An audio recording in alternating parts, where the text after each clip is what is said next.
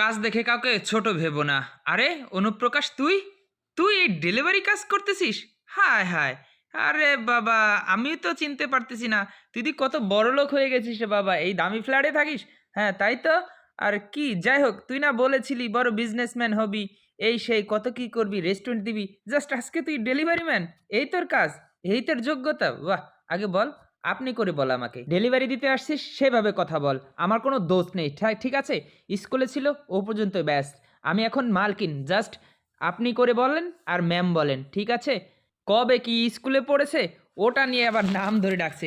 আরে এর যোগ্যতা শুধু একমাত্র আমার মতো স্ট্যাটাসের লোকজনই থাকে, তোদের মতো লোকজনে না। ওই স্কুলের কথা ভুলে যা, জাস্ট ম্যাম।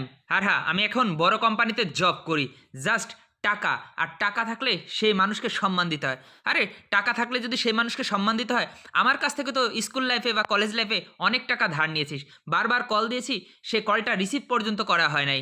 আর সে টাকাকে আমি পাই না, আমি তো তাহলে মালিক হয়ে যাই। হ্যাঁ ব্যাস, মন চাইছে আমি ধরি নেই বা কল দেইনি, কি হয়েছে? তাতে টাকা নেওয়ার দরকার নিয়েছি। আর এটাই তো, তাই না? তোর কাছে টাকা ছিল, দিয়েছিলি, ব্যাস। আমি এখন চলে যাচ্ছি। আরে বিলটা তো দিয়ে যান। ওকে ঠিক আছে, ধারের টাকা হয় না দিলেন, কিন্তু আমার এই বিলের টাকা তো দিয়ে যান।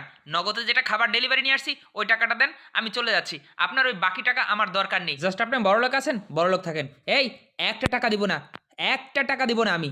পারলে টাকা তুলে নিস, ঠিক আছে? আর বেশি বাড়াবাড়ি করবি তো এখান থেকে ঘাড় ধাক্কা দিয়ে বের করে দেবো। ছাড় ছাড়, এই বলে দরজা লাগিয়ে দিল। এই হচ্ছে বড়লোক সুন্দরী আপুর কাজ। পরে কোনো একদিন তার সাথে একজন সেলফি তুলতেছে। সে মেয়েটি দেখে বলল, আরে এই সাধারণ একজন ডেলিভারি ম্যানের সাথে সেলফি তুলতেছেন, লজ্জা লাগা উচিত। আর কোনো মানুষ নেই? হ্যাঁ হ্যাঁ, আর কোনো মানুষের সাথে সেলফি তুলতে পারলেন না? আরে ম্যাডাম কি বলতেছেন, এমনি তো হচ্ছেন এই বড় কোম্পানির ওনার, আর এই জন্য তো তার সাথে সেলফি তুলতেছি। আসি স্যার আমি। হ্যাঁ, আপনি ঠিকই শুনেছেন, এই কোম্পানিটা আমার। সেদিন ডেলিভারি ম্যান আসছিল না, তাই পুরনো কথা মনে পড়া অনেক কষ্ট করেছি, তাই আপনার খাবারটা অর্ডার নিয়ে গিয়েছিলাম। আর সেখানে যে দেখতে পেলাম আপনার সেই নমুনা, সেই স্কুল লাইফ বা কলেজ লাইফে যেমন আপনার আচরণ ছিল, ঠিক এখনও সেই আচরণই আছে। মানুষ কখনো পরিবর্তন হতে পারে এই জিনিসটা আপনি ভুলে গিয়েছেন।